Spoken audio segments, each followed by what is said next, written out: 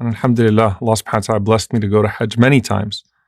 And it was the day of Arafah, and I had this brother that was with me. And we set out to get this perfect spot so that as soon as Dhuhr came in, we'd be able to pray and make dua for the entire day. And then subhanAllah, just as the day starts and just as the time comes in, he breaks down crying and he goes, I don't know if I can do this, man. And I said, what do you mean I don't know if I can do this?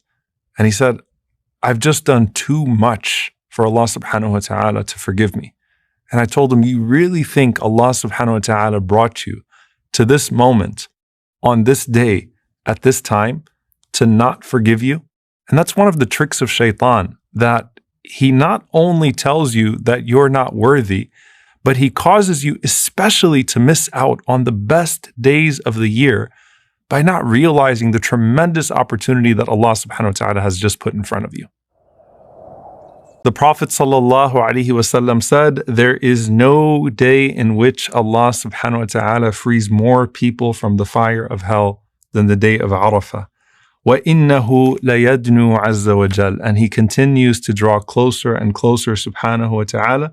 ثُمَّ يُبَاهِي بِهِمُ الْمَلَائِكَةِ. And then Allah subhanahu wa ta'ala boasts to the angels and he says, مَا أَرَادَ هَؤُلَاءِ.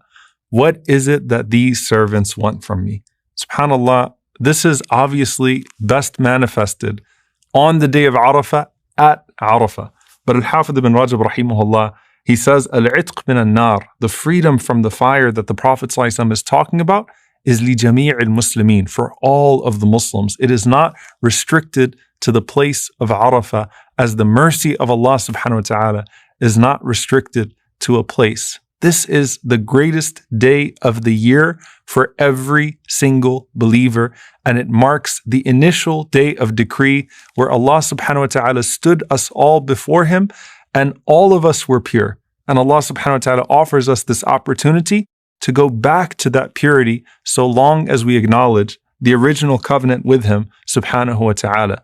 And I want you to think about all the du'as that you want to make today.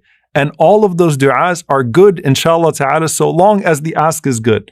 But there should be no greater desire on this day than to be amongst al-utaqa, to be amongst those that are freed from the fire. And there's this beautiful scene of Hakim ibn Hizam radiyallahu ta'ala anhu, the nephew of Khadija radiyallahu anha, where he comes and he stands on the day of Arafah and he frees 100 slaves. And I just want you to think about the scene of 100 people being freed from slavery. And he calls out to Allah subhanahu wa ta'ala as the people are crying and he says, هَذَا كُلُّهُ لِلَّهِ. Oh Allah, this is all for you as we seek to be freed from the fire. And subhanallah, as the people see him and as the people are crying, some of them said, رَبَّنَا هَذَا عَبْدُكَ قَدْ أَعْتَقَ عَبِيدَكَ وَنَحْنُ عَبِيدُكَ فَاعْتِقْنَا. Oh Allah, this is your slave and he has freed your slaves and we are all your slaves. So free us all, O Allah, from the fire. Ali ibn Abi Talib radiyallahu ta'ala anhu says that لَيْسَ فِي الْأَرْضِ يَوْمٌ إِلَّا وَلِلَّهِ فِيهِ عُتَقَاء. That there isn't a single day of the year except that Allah subhanahu wa ta'ala frees some people from the fire. And this is very important, by the way, in Ramadan and in Dhull Hijjah, that it's not that these days are the only days or those nights are the only nights in which you could be redeemed. It's not that you have to wait for Laylatul Qadr or wait for the day of Arafah.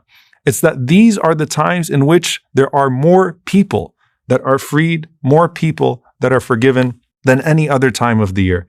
And he said, there is no day in which Allah subhanahu wa ta'ala does not free people from the fire. And he says, and there is no day in which Allah subhanahu wa ta'ala frees more people from the fire than the day of Arafah. So he says, so continue to say on this day, Allahumma a'tiq raqabati min al-nar wa awsi' li min al-rizq al-halal wasrif anni fasaqat al-jinni wal-ins. O Allah, free my neck from the fire and bestow upon me plentiful, permissible sustenance and remove from me the evil of jinn and man.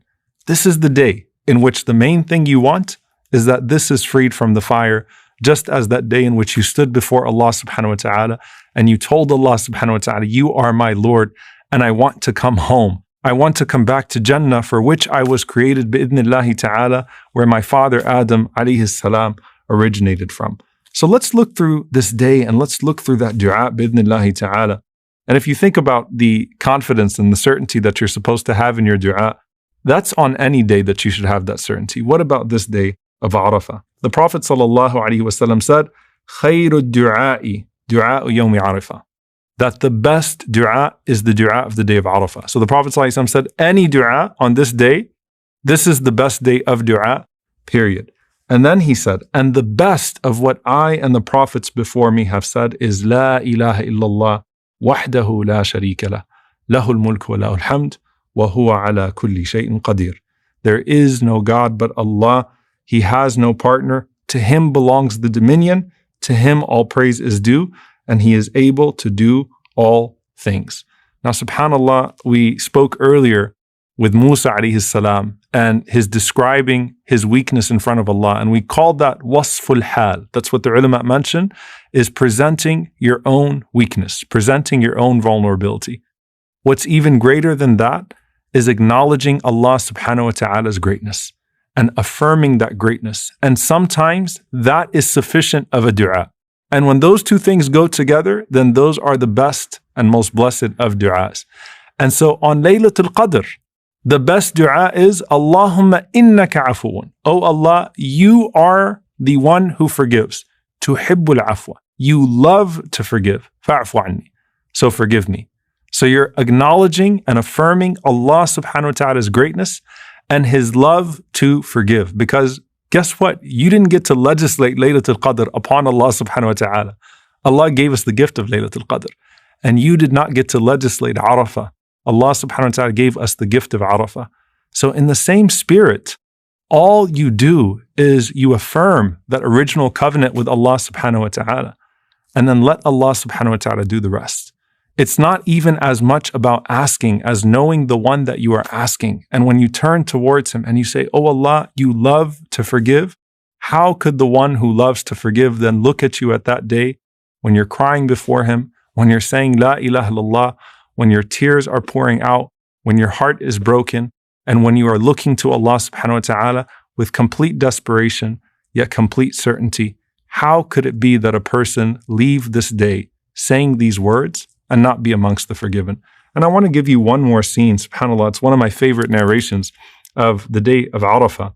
Abdullah ibn Mubarak, rahimahullah, he said, I went to Sufyan al-Thawri, rahimahullah, on the day of Arafah, and I saw him as he was kneeling upon his knees and his eyes were flowing with tears. So imagine walking up to one of the greatest scholars in the world, and you are one of the greatest scholars of the world too, and you see him on the day of Arafah, and he is on his knees and he is bawling as he's making dua to Allah subhanahu wa ta'ala.